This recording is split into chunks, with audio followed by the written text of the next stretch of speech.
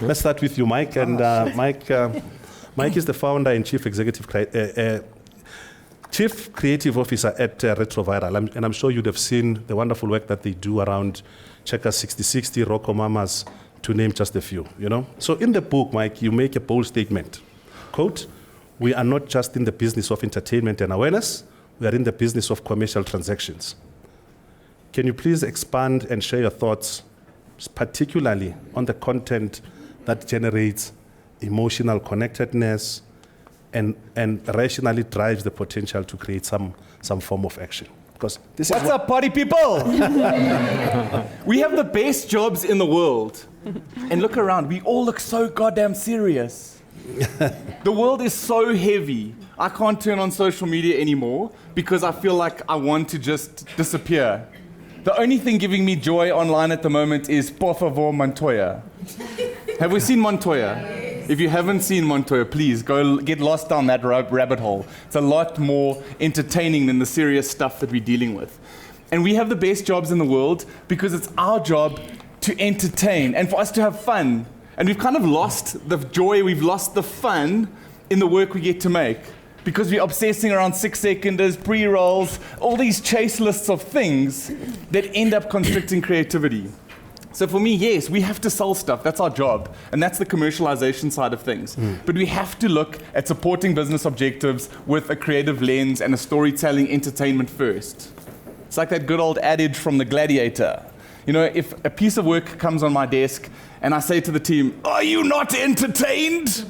If you're not entertained, why are we doing this?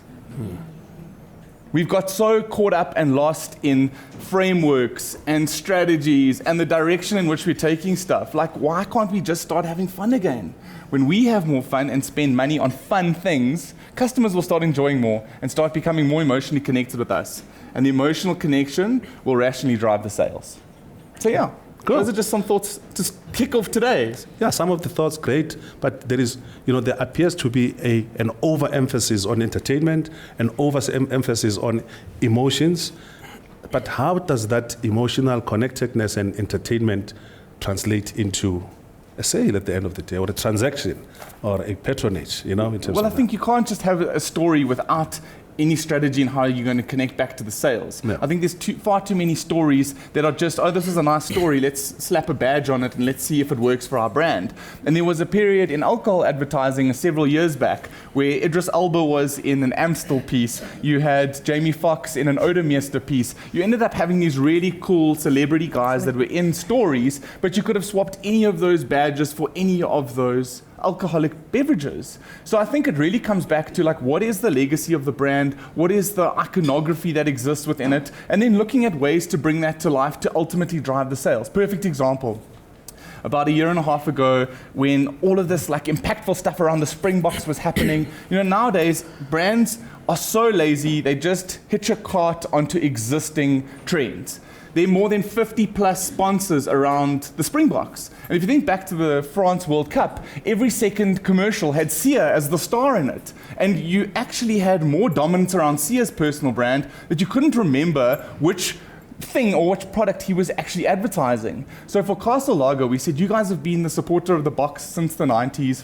And ultimately, instead of heroing the players, let's hero the originators of brewing greatness. And in South African context, the majority of us, well, a large percentage of us are raised by our grandmothers. I think it's like 4.5 or 5 million South Africans who are raised by their grandmothers. So we said, instead of showcasing the players, let's do interviews with the Gogos, the Omars, the Grannies, and we created this series called The Grand Box. And once again, we cut through the clutter, we showcased the product and ultimately could measure the sales. And I think in our world, we have to develop stories that you can take comms data and you can overlay sales data so we can say, is this thing working? And I think we've forgotten about the opportunity to spend media effectively that ultimately drives the performance around our storytelling. You can't just rely on something going viral. Like, it actually has to have the media strategy behind it to ultimately get the reach, get the impact, and get the frequency so that you can impact your sales. And if you aren't overlaying sales data with the comms data, you're just wasting your time. Cool. Janet, simple description, brand therapist. I guess, you know, just unpack it for us, and you know, for maybe by discussing this, you know, this conundrum. I think it goes back. Okay, so what is not a brand, and what offering can be termed a brand, and how does that link to what Mike has just alluded to? Yeah, I think it goes back to what Mike was saying about, I think brands don't often have the language, or the marketers don't have the language to talk to the agencies, don't have the language to talk to the CEO, don't have the language to talk to the CFO to get the money. And so there's all this kind of language and dialogue happening. And at the end of the day, I think for me, brand is an organizing principle. And if you can get everybody fluent in what that brand stands for and how it works and how it operates and how you use it, then it makes everything much more efficient. It kind of like is a sort of short circuit AI trick. So I think as a brand therapist, my job is to kind of get everybody in a room, hold hands and go, okay guys, how does this all work? Because this one's doing this, wasting money here, spending here, not getting the right results that you're looking for. The consumer's sitting somewhere, you're trying to connect with them. But at the end of the day, the common denominator is brand. And your brand story or your brand kind of whatever underpins that is how you're going to connect. And so for me, a lot of the struggles that brands have is because they're not fluent, because they don't know who they are. They don't really, you've got a strategy document and you've got a positioning, but then you can't translate that into work. You can't translate that into something that's actually going to be meaningful. Cool. And so my job is almost a kind of translator, I guess. I mean, yes, you do mention that brand does not sit in the marketing team. No. Okay, it doesn't sit in the market. Do you want to unpack, thereof? And the principles basically of brand building, but most importantly, what is not a brand? Because these days, after one or two, whatever, a brand this, a brand this, a brand this. Yeah. It's become a kind of a catch-all term. And I think the challenge is that everything is a brand, and it's whatever you associate with that. So, I come from a design background, so the logo was the brand. No, the brand is what you feel and what you remember and how that story relates to you. And I think the challenge is that it's seen as a marketing function, but it's in everything. It's how you make decisions. And so, I mean, I've always had a thing that, brand should be part of your kind of assets. It's not a marketing budget. It's part of your, it's like a computer or a thing. It's a thing that you own, that you build, that you grow over time, and that becomes your ownable asset. But the CFO is not thinking about brand like that because it's creative and it's a nice to have and it's a thing. But no, it's not. It's the thing that's going to get you the money at the end of the day because that's going to make the sale. And so brand has done not a good job of positioning itself because it's seen as this logo, it's seen as an identity, or it's seen as a campaign. So let's all just remember that brand is not a campaign. It's a long-term agenda. So look after your assets and look after what you're trying to tell, and be clear about what that story is. Because I just had a situation where a very and no names mentioned because I'm a therapist and I can't divulge. But somebody, a client was going to get rid of an asset, a character that has been with this brand for 10 years. They've spent a shit ton of money building the equity into this thing, and then the agency comes and goes, well, it's kind of ugly and we don't know how to use it, and let's get rid of it. And I'm like, because you've spent all that money, you just don't know how to use it. So work out why that thing exists and then how to use it. And that's the challenge that I have, is that it's advertising and kind of marketing has created spin and a very, very fast-paced environment. And you're reactionary, as opposed to, I think, what used to happen was there was a plan and everybody kind of went with the plan. But strategy has become kind of bitty and add-on and reactionary, as opposed to going, what's the foundation? What are you trying to do? What are you trying to achieve? What are you trying to sell? What's your role? And so that's, I guess, Cool. diatribe. No, thanks for that. And in the book, you unpack a number of what I term brand advices. And do you want to share maybe the 3 most important out of the ones that you list in there, and why those 3? Or maybe you can make it 4. I mean, it's your those are your advices. Okay, I would start with, and this is it's going to be controversial, I guess. Authenticity. So much time is spent navel gazing and then looking at self and then looking at competitors, and your world is this big. And the challenge is that when the world becomes this big, then everything starts looking the same, and everything starts just becoming like part of the same story. So you start looking the same. It's your example with, you put an actor in, put your hand on the logo, no one knows what the hell it is. So authenticity. And even if the thing that is authentic about you is something not great, that's still something. That's still something that you own. And that's something that makes you distinctive.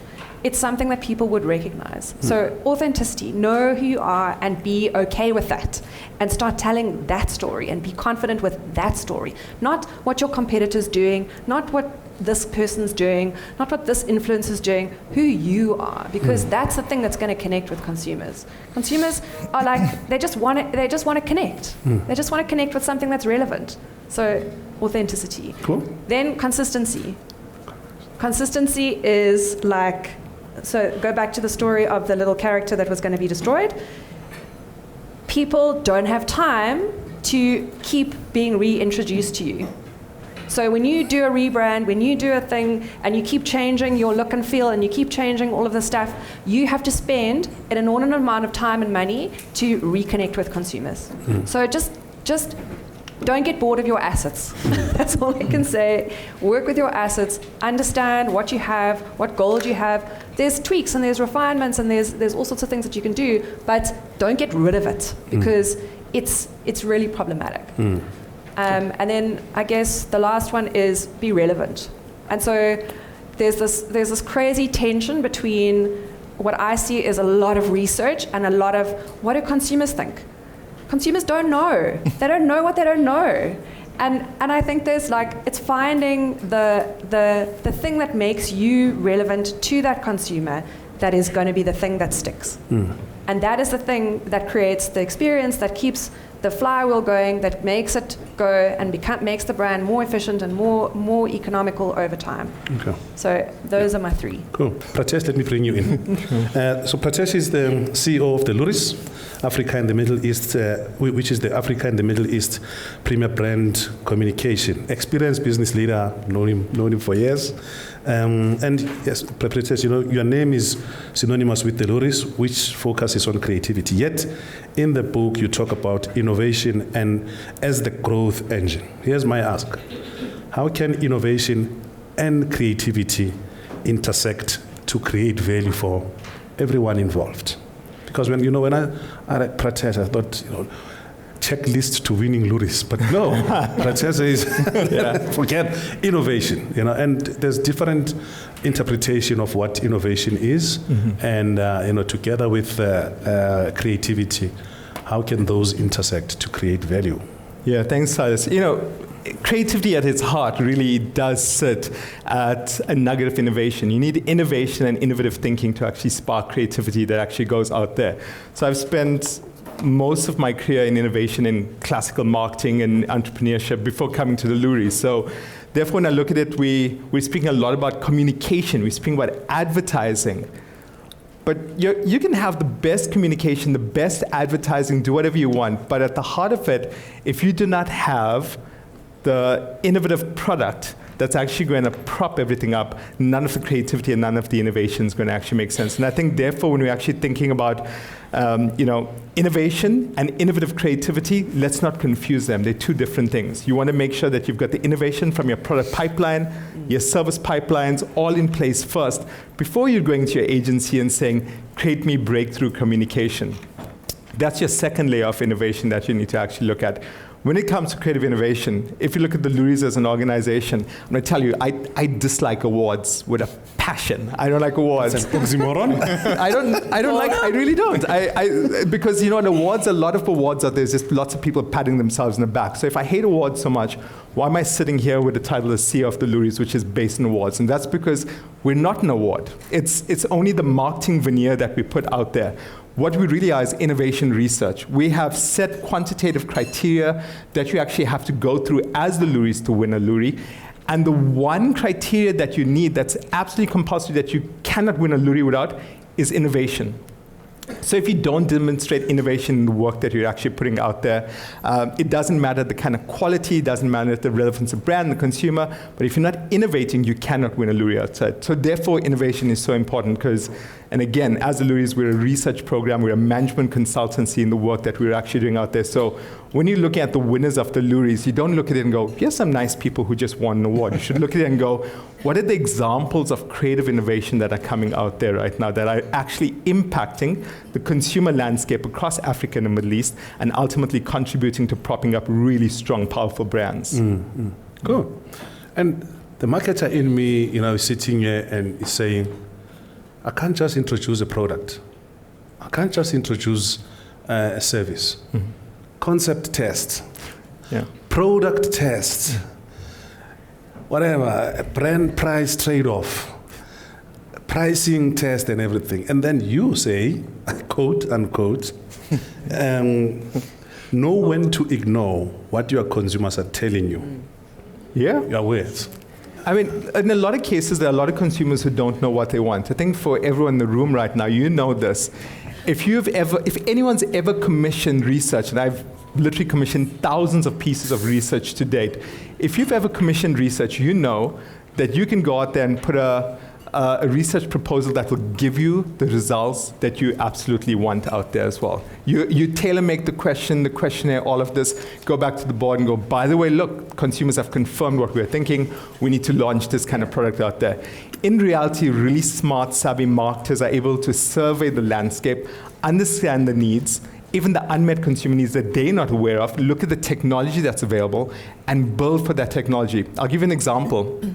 Early on in my career, I worked at Nedbank, said classical marketing, and we didn't have hand sanitizers in the South African marketplace. So I launched the first hand sanitizer in the South African marketplace, which was Dettol hand sanitizer.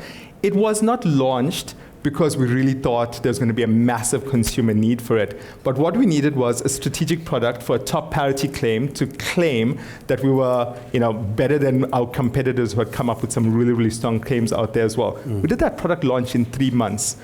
No consumer told us that they wanted a hand sanitizer. Obviously, as COVID came, that product skyrocketed. But essentially what you've got to understand is that sometimes as a marketer, you've got to understand that the products you're launching, your innovation pipelines, how you're building it, are not necessarily built based on what the consumer is telling you where to be. There's quite a famous hockey player whose name I'm forgetting right now, Wayne Gretzky. So Wayne Gretzky always had a really great quote. So I don't watch hockey, but I loved his quote. So he was a fantastic hockey player, and everyone asked him, why are you so fantastic at hockey? And he goes, I never skate to where the puck is. I skate to where the puck is going to be. And really great marketers understand how to skate to where the puck is going to be.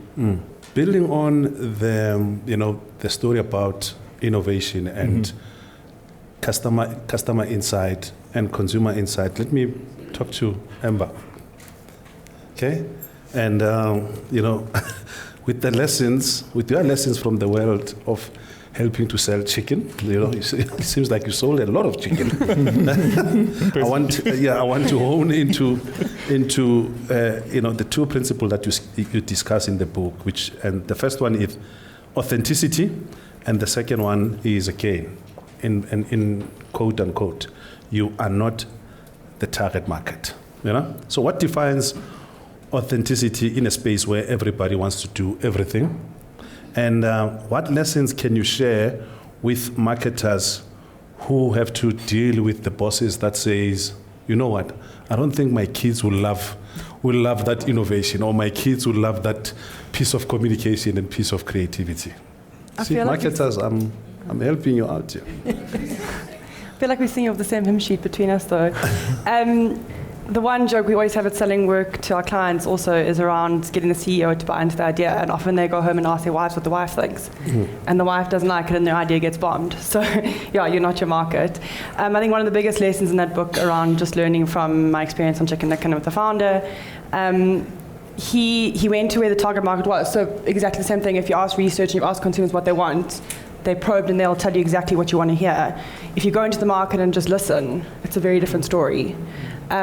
So George would go into the stores and wear a uniform, and he would listen to the staff, listen to the customers, understand what they were saying, find out the issues, or if the food wasn't liked, or just the sort of small gripes. And that was the way that he would listen to his market. We've just gone through another research with System 1 in the UK, which I think a lot of brands are kind of jumping onto because they test emotion. They don't test through questions and they don't test through probing.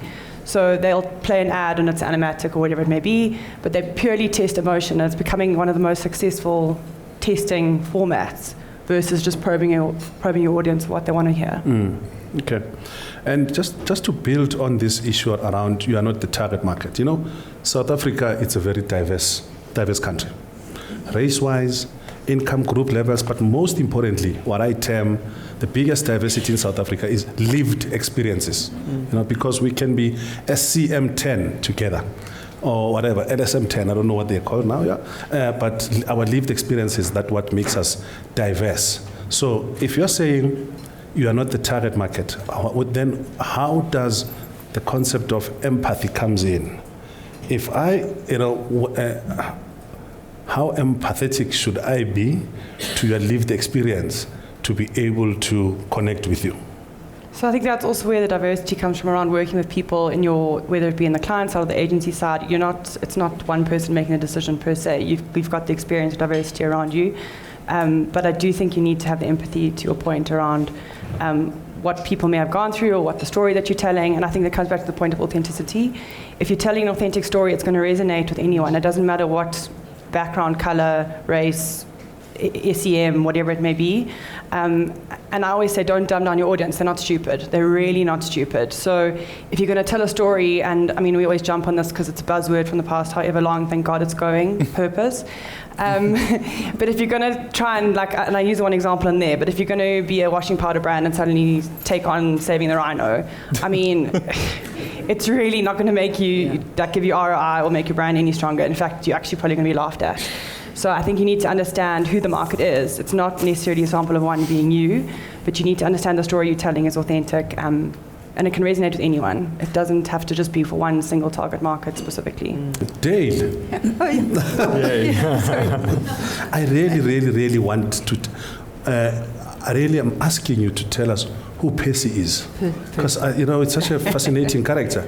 Well, what brought about Percy? Who's Percy? What is he up to now? You know, since you left Chili Bush or you sold Chili Bush. By the way, Dale founded and ran the ad agency Chili Bush, and subsequently launched the Nedbank IMC in 2019, which is now Africa's biggest marketing conference. So tell me about Percy, and then I'll ask you. I always love talking about Percy. Percy was my first ever business partner, and we're going back 20 years ago. And Percy taught me a unique set of skills, and we're talking about creative business balance, because that's exactly what Percy taught me. And I'll quickly tell you the story of how Percy and I came to be partners. When I started Chili Bush, we're going back to the very early 2000s, and I know it's going to be difficult for a lot of you to imagine, but there was no internet. So if we had to place an advert, we actually had to get what we called our typesetters, or our finished artists, to set it out, and then we'd take it to a repro house, and they'd print out the litho positives or the negatives, and then we would take those to the newspaper to be printed the next day or whatever. So anyway, this saw me spending a lot of time running around in my little Taz, going to the repro house and going to the Saturday Star, which was in town. And as bad luck would have it, I was constantly getting attacked in my car. You know, people would break the window and steal my phone, and it was becoming to a stage where it was actually becoming a real threat to my business. So what I did was I sat down and I did this problem-solving exercise where I thought, right, how can I solve this problem? My business is brand new. I can't afford a better car. Can't afford a security guard. I don't want to stop my business. There's huge potential. So I did what I thought anyone would do, is and go to the closest sex shop. And I said, give me the biggest blow-up doll you have. The biggest. She looked at me skeptically when I said, I promise you it's for my business. But I took this blow-up doll. I named him Percy. I put a cap on him and a T-shirt. And every time I traveled anywhere, I fastened him into my passenger seat. So if it was dusk and we were sitting, for example, at a robot on the Queen Elizabeth Bridge, I'd quietly lean over and squeeze his little legs so he'd bob around like this. And in fact, the Percy even came with a detachable dildo, and I thought, geez, I can actually keep this and bludgeon the guys to death if I need to. So, and I'll never forget turning around at the robots and seeing the cars next door going, this wide mouth. So Percy was very important to my business, and he taught me great lessons about balancing creativity and the practical when trying to find solutions for whether it's an opportunity you have and you need to address it creatively, or whether it's a challenge you have in either your business or your marketing. Okay. So that's my man Percy. You asked what happened to him. I was trying to think myself, and my last recollection of him, and I've got one guy from Chilibush days, he's still with me now, at the back, she may recall, but I think there was one hell of a bash. Back when we used to have fun, Mike. And I remember seeing Percy laying on the boardroom table, and blow me down, someone ran and dived onto him, and I think, bam, that was it. Okay. He blew. Yeah, but Dale, now with at least we know where Percy is now. So let's talk integrated marketing. And the question is, with such media channel proliferation, then what is the role of what is traditionally termed below the line? And how do you integrate that and those objectives, and how do you amplify those? Because I'm going back to this IMC integrated marketing channels. Thanks. I still wonder whether a lot of these terms are valid, like below the line and USP and use. What did you call you? I think you meant to say LSM, but you said SCM. Yes. So SCM. To me, when I was running my agency, it was a through the line. That's another term that I'm sure it's relevant anymore. But we were a through the line agency. And we had the strategist. She was fantastic. I loved working with her because she loved metaphors. She always talked about metaphors, but blow me down if she'd get them wrong every time. So, for example, we'd be sitting in a meeting and we'd be trying to find another term that's coming up, USP. We were trying to find the USP, and she'd say, I don't know, it's like looking for a needle in a barge pole. Bunch pole. And then the one day we were talking about how are we going to challenge, how are we going to put a marketing mix together, and we were talking about below the line, and she says, we have to learn to fish where all our eggs are in one basket. And I thought, that is brilliant. That's exactly what below the line is. It's the opportunity to engage on a totally different level, where you're basically using a spearfish, whereas above the line you'd be using a net. It allows you to send a particular message and to do get a better sense of ROI. So to my mind, that's behind the line, as we traditionally know it. And it's a critical component of the mix, and how you determine how much below the line you can include in a campaign would go back to planning, that we also say is missing, and that would be part of we used to call it the marketing mix, but I think that includes the P's, which I don't think are relevant anymore. So we talk about the promotional mix now, which is basically the combination of marketing activities required to best achieve your marketing goals. In order to know those, you have to know your goals. So back to the Percy business balance, you have to find your goals in a creative way. So it's all about planning, and then you also have to know your target market. So it's all about going all the way back and planning your objectives, but knowing your target market and your channel opportunities. So